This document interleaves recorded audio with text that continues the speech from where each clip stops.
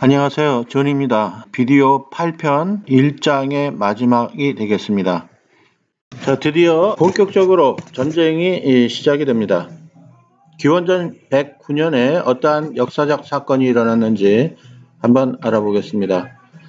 자, 먼저 이 한나라가 사신 이 서파를 보내서 이 우고를 꾸짖으려고 회유를 하죠. 자, 하지만 근데 우고는 끝내 한나라 천자의 명을 받들려 하지 않습니다. 서파가 화가 나죠. 돌아가면서 이 국경인 폐수에 이르렀는데 이때 이 마부를 시켜 이 전성 나온 이 조선의 비왕 장을 찔러 죽이고 그리고 이 바로 폐수를 건너서 요새 안으로 달려 들어간 뒤 천자한테 보고를 합니다. 제가 조선의 장수 비를 죽였다. 이렇게 보고를 하니까 천자가 잘했다 하고 그 공을 기려서 이 서파한테 이 요동 동부도의 벼슬을 내리죠. 자, 이걸 알게 된 우고는 서파를 원망해서 이 군사를 일으켜서 이 기습 공격을 합니다.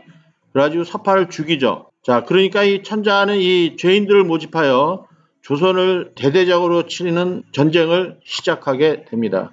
자, 이게 바로 이 전쟁의 원인이 되는 거죠. 자, 이와 같은 내용은 사마천의 사기, 반고한서, 삼국유사 이렇게 기록이 되어 있습니다. 자, 전쟁이 쉽게 끝나지 않죠. 제1기에는 어떤 사건이 있는지 보겠습니다. 자, 그래서 이 한나라가 이 위만을 공격하게 되는데, 자, 먼저 수군이 진출합니다. 그래서 누선 장군 양복을 보내 제나라에서 발해를 건너게 해서 군사를 5만을 대동을 시킵니다. 자, 반면에 이 좌장군 순체는 요동에서 나와 우고를 칩니다. 자, 여기서 하나 주목할 일은 뭐냐면요. 이 교과서에서 설명하는 내용과 1차 사료의 내용이 서로 일치하지 않습니다. 자, 어떤 내용이 다르냐. 자, 여기 보시면은 한나라 수군은 왕검성, 평양을 포위했으나 조선군에게 제패하고 육군은 폐수, 청천각 서쪽에서 공격해 왔으나 이기지 못하였다 그러죠. 자, 근데 여기서 1차 사례와 뭐가 틀리냐 하면 만일 한반도 북부에 있는 이 대동강이 평양에 있고 폐수가 이 청천강이라면 한무제가 이 제나라에서 군대를 보낼 때 굳이 발해로 왜 보내냐 하는가가 문제가 됩니다. 자, 황해로 바로 보내면 가까운데 발해로 보내서 수군을 이렇게 멀리 돌아가게 할 이유가 있을까요? 자, 제나라에서 대동강 평양까지 가는데 한 400km 정도 걸린다고 하는데 발해로 가면은 거의 2~3배 정도에 해당되는 먼 거리를 돌아가게 되는 거죠. 더군다나 좌장군 순체가 있는 지역이 요동 지역이라 한다면 그 지역을 심양이라고 가정한다면 이 심양에서 또 이 청천강까지 또는 대동강까지 가려면 굉장히 먼 거리를 가야 됩니다. 거의 한 400km 정도에 걸리는 거리를 도보로 가는데 수군이 공격, 그 다음에 육군이 공격이 서로 협동해서 공격을 해야 효과적으로 성공을 할 수 있는데 발해로 간다고 했을 경우에 한국학계에서 주장하는 이 한반도 북부에 있는 왕검성을 공격한다고 했을 경우에는 이 군사학적으로나 지리학적으로 설명을 하기가 힘들어집니다. 그래서 한반도 북부의 대동강이라고 하게 되면 설명이 잘 안 되는 거죠. 자, 거듭 말씀을 드리는데 이 대동강은 이 조수간만의 차가 심하고 여기까지 오면 일단 시내까지 진입할 수 있을 정도의 길이 굉장히 깁니다. 군사학적으로 이게 가능하지도 않고 더군다나 이 공격을 일사불란하게 하면 바로 죽게 됩니다. 이러한 상황을 아무것도 모르는 상태에서 공격을 할 수 있을까요? 적어도 이와 같은 상황을 파악한다면 한반도 북부의 대동강 지역으로 공격했다고 설명해서는 안 되는 그런 내용이 됩니다. 자, 더군다나 누선 장군 제나라 이 7천인이 먼저 왕검성에 도착하고 자, 무리를 잃어 산중으로 도망하여 화를 면하게 됐다. 좌장군은 조선의 폐수 서군을 습격하였으나 이를 깨트릴 수 없었다. 자, 폐수를 한국 학계에서는 청천강이라 하죠. 이 청천강은 동서로 가로지르죠. 그러면은 이 폐수 서군이라 하면은 쉽게 이해하기 힘든 위치가 됩니다. 차라리 폐수 북쪽에 있다 이러면은 이해하기가 쉬운데 1차 사례에서 얘기에는 폐수 서군 또는 평양성의 위치 또 제나라가 발해를 통해서 수군이 공격했다라는 점을 전체적으로 판단한다면 이 대동강일 수는 없다 이런 결론에 나오게 됩니다. 자, 그래서 이 조선의 수도가 한반도 북부가 아니라 요동 지역에 있는 그 평양이 지역으로 위치를 해야 쉽게 이해할 수 있고 설명할 수 있는 부분이 되겠습니다. 자, 그 결과 양쪽 이 수군과 육군이 공격을 하였는데 이 좌장군이 졸정인 이 장군 이름이죠. 가 이 요동에서 이 군사를 거느리고 먼저 출전을 합니다. 싸움에 패서 이 군사가 흩어지고 이 다는 도망합니다. 자, 군대를 보내서 공격을 할 때는 일사불란하게 명령에 입각하여 공격을 해야 되는데 먼저 공격을 하죠. 좌장군 졸정 다라는 이 군사가.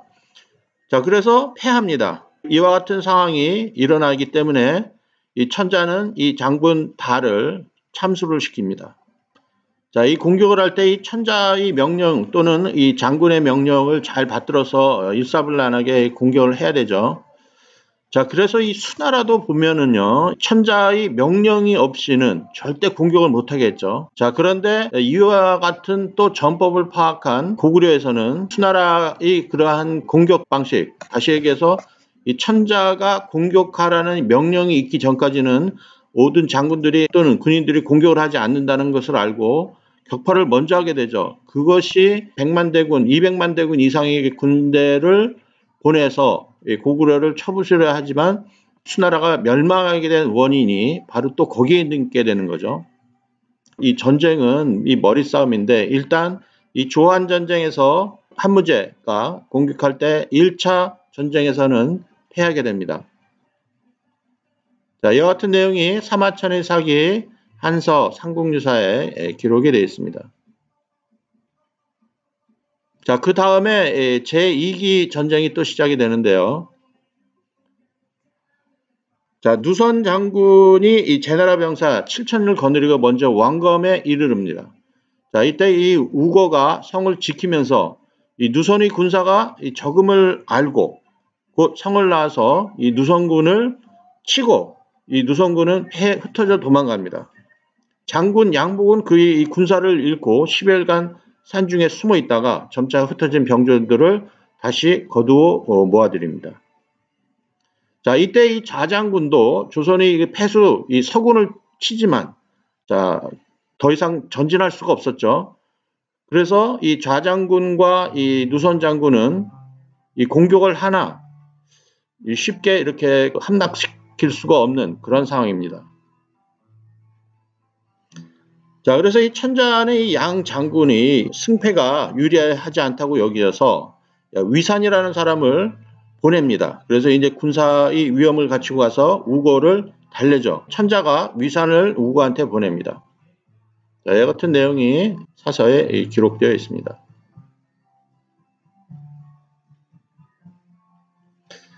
이 우거는 항복해라.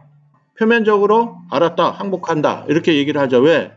잃어버릴 게 없으니까.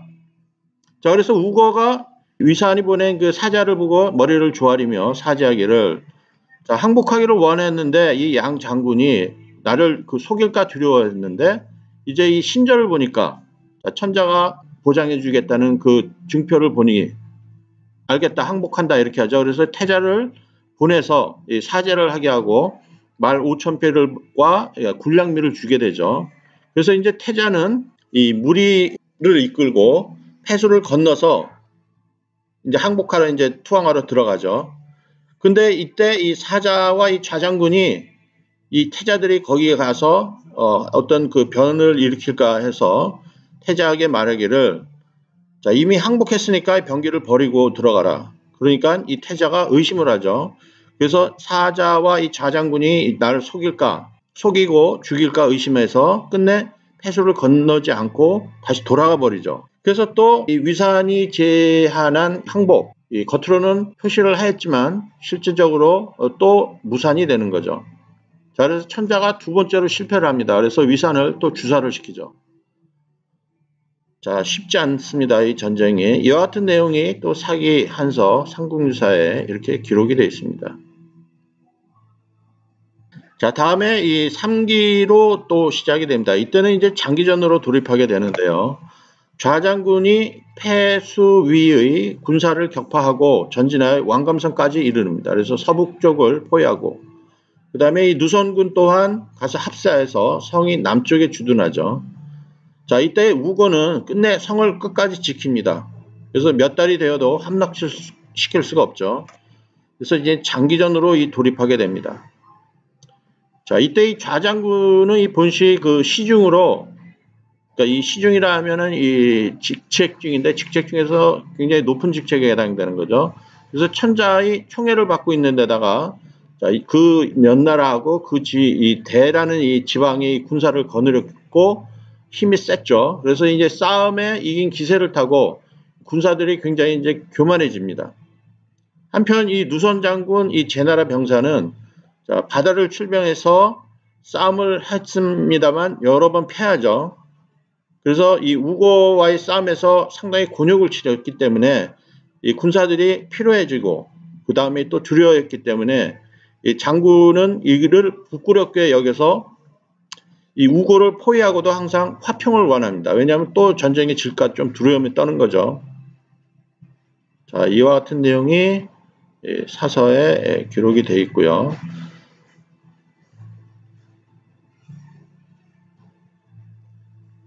자, 그 다음에 어떠한 일이 있느냐. 자, 이렇게 장기전으로 이르다 보니 서로 이제 반목이 생기고, 또 우고는 이에 이 간계를 쓰게 됩니다. 자, 좌장군이 맹렬히 이제 성을 공격하니까 이 조선의 대신들이 몰래 이제 사람을 보내서 이 누선 장군 쪽으로 갑니다. 그래서 누선 장군한테 내가 항복 너한테 할게. 왜냐하면 이 누선 장군한테 항복을 해야 또 이 전쟁에 대한 성과에 대한 그 기대감이 있는 거죠. 나중에 이제 상을 받을 수도 있고 하는 거니까. 자, 그래서 이제 일단 약속을 했기 때문에 쉽게 공격을 못 합니다. 언제 공격을 해야 될지. 자, 좌장군이랑 누선 장군이 같이 힘을 합쳐서 동시에 공격을 해야 되는데, 이 싸울 시기를 정하지 못하고 우고가 누선한테 내가 항복할게 말만 하지 이렇게 쉽게 이 약속을 지키지 않습니다. 그래서 그러는 가운데 이 양복은 이 좌장군과 같이 합세해서 싸워야 되는 그 시기를 자꾸 놓치게 되죠. 자, 좌장군은 이때 이와 같은 상황을 눈치를 챕니다. 아, 이게 무슨 일이 있는 거구나. 그래서 좌장군이 의심을 합니다. 자, 좌장군은 이 마음속으로 이 누선이 전에 군사를 이룬 죄가 있는 데다가 지금은 조선과 사사로이 잘 지내고 있으니, 그리고 또한 조선 또한 항복을 안 하니 관계가 있는 게 아닌가 의심을 하죠. 하지만 그와 같은 상황을 쉽게 발설하지는 못합니다. 이와 같은 내용이 사서에 기록이 되어 있죠. 자, 그 다음에 이와 같은 상황이 이루어지게 되니까 천자가 이 장수들이 빨리 이를 거사를 해서 우고를 멸망시키고 투항을 시켜야 되는데 그와 같은 일이 지연됩니다. 자, 그래서 전에 위산으로 하여금 우고를 달래 항복하도록 하여 우고가 태자까지 보냈는데도 위산이 이를 마음대로 결정하지 못하고 좌장군과 서로 계교가 틀려 마침내 약속이 깨지고 말았다. 지금도 양 장군이 성을 포위하고서도 의견이 달라 오래도록 결판을 못한다 하니 제남태수 공손수를 보내죠. 그래서 이를 바로잡고 상황에 맞게 처하도록 하라. 그래서 세 번째로 또 다른 계획을 잡고 공손수를 보내서 이를 치르려고 합니다. 자, 공손수가 도착을 하니 이 좌장군이 얘기를 하죠. 지금까지 어떤 일이 있었던가를 다 보고를 하고 고자질을 합니다. 자, 우리가 싸워서 이겨야 되는데 우고왕을 항복을 시키지 못하는 이유는 누선에게 있다. 왜? 같이 공격을 해야 되는데 이 무슨 관계가 있는지 공격은 안 하고 우고하고 같이 이렇게 친하게 지내고 있다. 이렇게 얘기를 하니까 공손수가 천자한테 얘기를 하죠.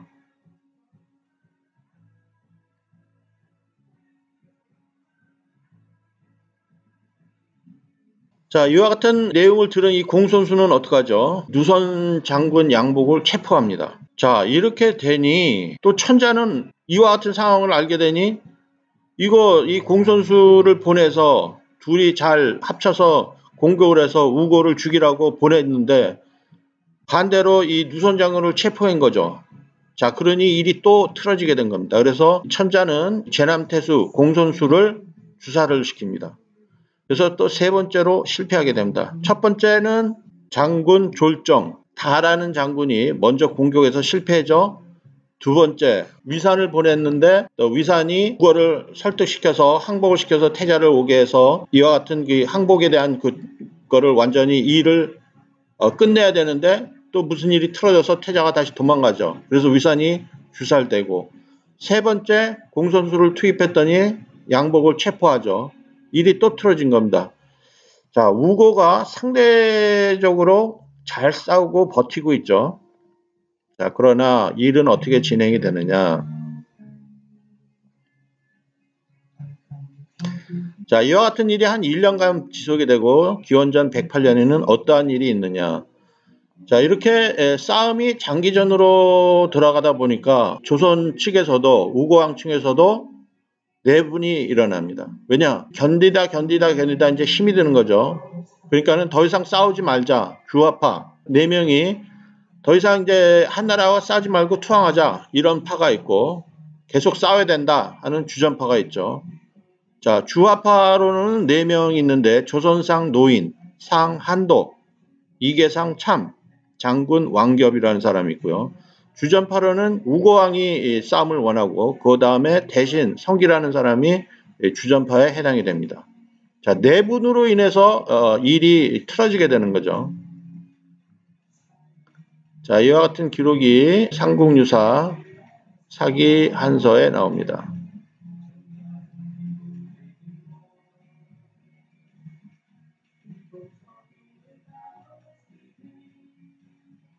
다음에 어떤 일이 일어나느냐. 자, 사기 조선열전에 의하면 이계상 참이 사람을 시켜 조선 왕 우고를 죽이고 항복하여 왔으나 왕검성은 항복되지 않습니다. 이 죽은 우고의 대신 성기가 또 한나라에 반해서 다시 공격을 하죠. 그러니 좌장군은 우고의 아들 장봉과 상 노인의 아들 최로 하여금 그 백성을 달래고 성기를 죽이도록 하죠. 자, 그래서 드디어 조선이 평정된다고 합니다.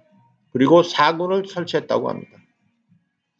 이 사기 조선전에는 조선을 평정하고 사군을 설치했다라고 기록이 되어 있지만 한서 조선전에는 조선을 평정하고 진번, 임둔, 낙랑, 현도의 사군을 설치했다라고 기록이 됩니다. 자, 이 사군을 설치했다고 하는 부분에 대해서 상당히 논란이 많죠. 왜냐? 이 사마천의 사기인의 당대 사람인데 그 당시에 사건을 목격한 당사자죠. 자, 그럼에도 불구하고 이 사군을 설치했다고만 하지 어디라고는 명시하지 않았습니다. 자, 그러나 그 후에 이 반고가진 한서에 의하면 이 사군이라는 실체가 드러납니다. 자, 한당국이 얘는 어떤 식으로 기록이 되어 있느냐. 성기가 반항을 하였으나 그 또한 번조선인에 의해서 살해가 되었다. 자, 이래서 우고가 망하자 한이 사군을 두고자 병력을 침학시키니 이에 고두막한이 나오죠. 이 고두막한이 의병을 일으켜서 한의 군을 연파시킵니다. 자, 결과적으로 이것도 또 춘추필법에 의한 기록인데 중국 측에서는 연파시킵니다. 자, 결과적으로 이것도 또 춘추필법에 의한 기록인데 중국 측에서는 조한전쟁에서 승리해서 한사군을 설치했다. 이렇게 설명이 되고요. 한당국에 의하면 조한전쟁에서 졌지만 중국이 한사군을 설치하려고 하였으나 그때 북부의 이 고두막한이 의병이 나와서 한사군을 설치하지 못하였다. 자, 이거는 누가 맞고 틀리. 자, 여기서 하나 말씀드리고 싶은 것은 이 교과서에는 어떤 식으로 기록이 되느냐.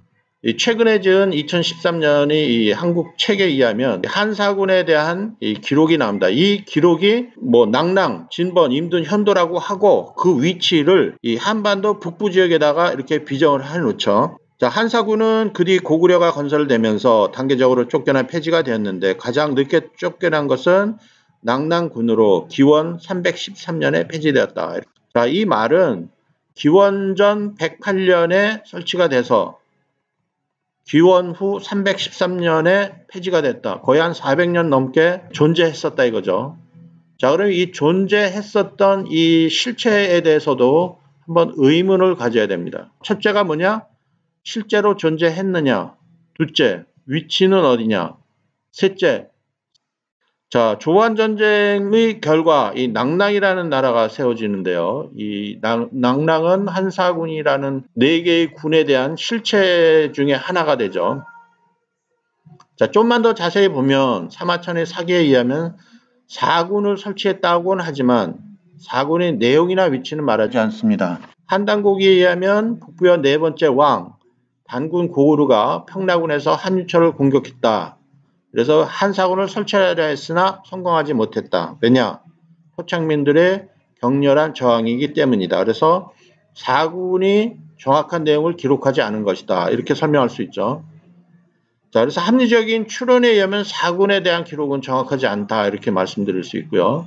그 뒤에 한서에 의하면 4개의 군이 나오죠. 낭랑, 임둔, 현도, 진번. 그 다음에 한서지리지에 의하면 낭랑과 현도군이 나오고 오행제에 의하면 3개의 군인으로 적혀 있습니다. 창국 유사에도 이 현도, 낭랑, 대방 이렇게 나와 있습니다. 그래서 일단 이 사마천은 이 4군에 대한 말을 언급하지는 않은 것은 확실합니다. 자, 그래서 두 번째, 이 낭랑군의 위치가 사서에 따라 서로 다른 것을 보여주고 주장하는 바에 따라 또 틀립니다. 그래서 로 말하는 또는 낭랑을 하북성으로 설명하는 사람도 있고, 하지만 정확한 거는 정확하다기보다 확실한 거는 한반도 북부에 이 낭랑군이 설치되었다고 주장을 하게 되면 1차 사료에 입각해서 이 역사적 전쟁 사실을 설명하기가 힘들기 때문에 적어도 한반도 북부가 조선이 수도 이 왕검성이었었고 그 지역을 한나라 무제가 전쟁을 통해서 확보한 지역으로 한사군을 설치한 지역은 적어도 아니다라고는 말씀드릴 수 있습니다. 자, 또 하나 어떠한 이 내용이 있느냐? 사기 조선과 한서 조선전에 의하면 자, 주화파의 5인방이 있습니다. 이 주화파들은 어떠한 결과를 얻었느냐? 이 한무제가 이들한테 상을 내립니다. 참한테 회총후로, 음한테 적주로, 협한테 평주후로, 장한테 기후로 삼고요. 최의 아버지가 죽은 데다 잘못 공이 있었기 때문에 이 최는 온양후로 삼습니다. 자, 그래서 이 주화파의 어떤 배신으로 인해서 이들은 그에 대한 합당한 대가를 받게 되는 거죠. 반면에 우고를 공격하기 위해서 이 쳐들어간 수군, 누선장군 양복과 육군, 좌장군은 어떠한 결과를 얻게 되었느냐? 좌장군 같은 경우에는 공을 서로 다투고 시기하여 계획을 어긋나게 한 죄로 기시를 합니다. 이 기시형은 무서운 형벌이죠. 사지를 말에다 묶고 찢어 죽이는 그러한 형벌을 당하게 되고요. 이 누선 장군도 마찬가지로 병사를 거느리고 이 열수에서 기다려서 좌장군과 같이 함께 공격에 대비해야 되는데 이 먼저 공격한 죄 뭐 이런 것 때문에 원래는 죽여야 했음에도 불구하고 속전으로 받죠. 그러니까 대신 돈으로 대신 사죄하는 그런 것을 속전이라는데 그걸 받고 서인으로 삼는다. 그래서 평민으로 되게 되는 거죠. 그래서 실질적으로 이 조한 전쟁에 있어서 전쟁은 이 한나라가 진 거는 맞습니다. 단지 어떤 번조선인 또는 신하들이 이 배신으로 인해서 위만 조선이 결과적으로는 이제 멸망하게 되는 그러한 케이스가 됩니다. 자, 이때 여기까지만 알고 조선까지만 알고 이제 열국시대로 진행이 된다는데 조금만 더 자세히 들여다보면 멸망이 되고 어떠한 일이 전개되었는지 한당국에 자세히 나와 있기 때문에 그것을 통해서 이 역사의 연결고리가 아주 자세하게 드러납니다. 거기에 대한 내용은 또 다시 설명드리겠습니다. 자, 이래서 사기 조선열전과 한서 조선열전에 나온 기록된 내용을 살펴봤습니다. 조금 더 자세히 보면요. 자, 한나라 군사 장군들은 기시형을 당하죠. 그래서 위만조선 배신자들한테는 제후에 준하는 상을 내리게 되는데 5명, 좀 전에 언급됐던 이 5명들이 산동성이나 하북성에 어떤 땅을 선물로 받게 되는 거죠. 자, 이거는 우고왕을 죽인 대가로 받게 되는 거고 영주의 지위를 받게 됩니다. 자, 한단고기에 나오는 이 제4대 단군 고우르의 기록에 의하면 번조선인 최가 우고를 살해하고 그 뒤에 대신 성기가 반항하기 때문에 또 살해가 되죠. 그래서 나라는 멸망하게 되고 그거로 인해서 사군을 설치하려 하였으나 이 고두막이라는 자가 나오게 됩니다. 이 고두막이 그러한 의병의 형태로 나타나게 돼서 무찌르게 되죠. 그래서 실질적으로 한사군이 설치됐는지 안 됐는지에 대한 결과는 확실치 않게 나옵니다. 자, 그래서 이 고두막은 어떻게 되느냐. 이 기원전 108년에 같은 해에 일어났던 내용인데요. 전기 북부여의 단군 고우르 시대가 끝나고 단군 고두막 시대가 시작이 됩니다. 자, 그래서 기원전 108년에 단군 고두막이 시작이 되는데, 자, 고두막은 기원전 108년부터 시작이 되고요. 어떠한 내용이 있느냐. 단군 고두막은요, 사람이 호탕하고 용맹하여 군사를 잘 다루죠. 그래서 이제 일찍이 북부여가 쇠약해지고 한나라의 군사들이 자꾸 도둑질해서 침략을 하니 고두막이 졸본에서 주기 위해서 스스로 동명이라 하고 어떤 이들은 이를 고열가의 후손이라고 하죠. 고두막이 후기 북부여를 잇게 됩니다. 한나라에서 쳐들어오는 군사들을 물리치면서 나라를 지키게 되는 거죠. 그래서 어디까지 가게 되느냐? 요동의 서안평까지 공격을 하게 됩니다. 자, 이때 북부여가 항복을 한다. 이 얘기는 자, 북부여를 세운 사람이 해모수죠. 그 아들이 손이 있는데 이름은 헤부르. 그 헤부르가 사실은 나라를 이어받아야 되는데 그 나라의 상태가 어지럽고 한나라가 공격하는 와중에 이 고두막이라는 사람이 의병을 일으켜서 나라를 잡게 되고 북부여를 승계하게 되죠. 그러다 보니 이 헤브르는 어떻게 자리 잡을 수 있는 그 여력이 안 되기 때문에 다른 곳으로 가서 나라를 세우게 됩니다. 자, 그래서 이 당시에는 이 고두막과 한나라와의 전쟁이 계속되고 있습니다. 그래서 이 한때는 한나라에서 서암록, 상류까지 오게 되고 그 다음에 고두막도 마찬가지로 그 이전에 요동의 이 서안평까지 공격을 하고 치고받고 하는 그러한 상황이 계속된다는 것을 이 한단고기를 통해서 알 수 있게 되는 거죠. 자, 또 하나 중요한 이 구절 중에 하나는 부여의 옛 도읍을 차지하여 동명이라 나라 이름 부르니 이것이 곧 신라의 옛 땅이다. 그래서 신라의 초기 위치는 부여와 근접된 지역에서 신라가 생겼다. 이렇게 말씀을 드릴 수 있습니다. 여기서 말하는 이 신라는 신라를 자세히 보면 원래 신라라는 나라가 아니라 처음에 거서관, 박혁거세가 세운 나라가 이 선하벌이고 이 선하벌은 요동 지역에 이 한나라 이 조선 지역, 진안 지역을 중심으로 이 나라가 세워졌다 이랬죠. 제가 보기에는 이 혁거세 같은 경우에는 동호족의 후예가 아닌가 생각이 들고요. 신라의 왕을 이루는 계보는 또 한 차례는 탈해족이 있고 그 다음에 이 흉노의 김씨계가 있기 때문에 이 신라라고 했을 경우에는 이게 어디 소속인지를 확인을 해서 정해야 좀 더 정확한 해석 방법이 되겠어요. 단군 고두막 이후에 단군 고무소가 나오는데 이 단군 고무소는 기원전 59년에 해당이 되죠. 자, 그 다음에 이 주몽과 관련된 내용들이 나오는데 이 내용들은 나중에 고구려 파트 때 설명하도록 하겠습니다.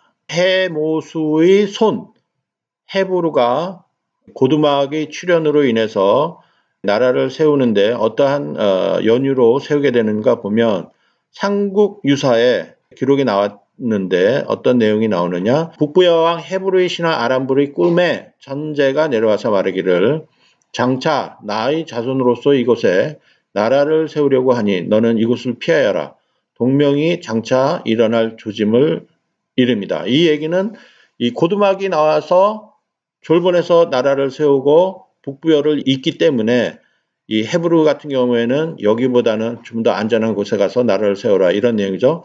동해 해변에 가서본이라는 땅이 있는데 굉장히 기름지죠. 그래서 왕도를 셀 만하다. 그래서 그쪽으로 북부의 천재 신하 아람불이 헤브루한테 권하죠. 그쪽 가서 나라를 세우죠. 그래서 세운 게 동부여다 이렇게 얘기를 합니다.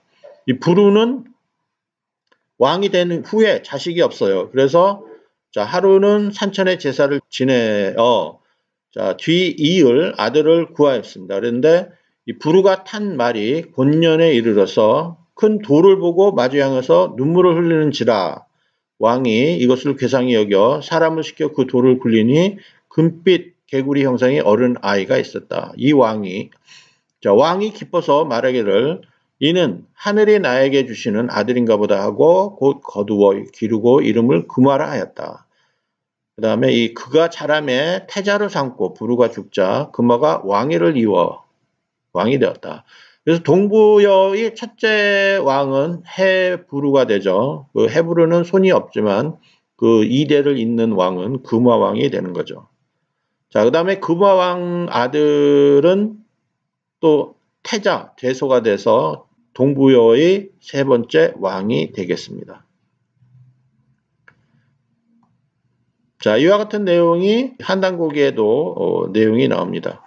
자, 그래서 중요한 거는 한나라 군사가 위만조선을 멸망시키고 한사군이 설치됐다고 알고 있는데 한단고기에 의하면 한사군을 설치하려고 하였으나 그 당시 고두막이라는 이병장이 나타나서 이 한나라 군사들을 다 내쫓거나 서로 치고받는 전쟁을 하게 되는 거죠. 그런데 이 고두막은 누구냐?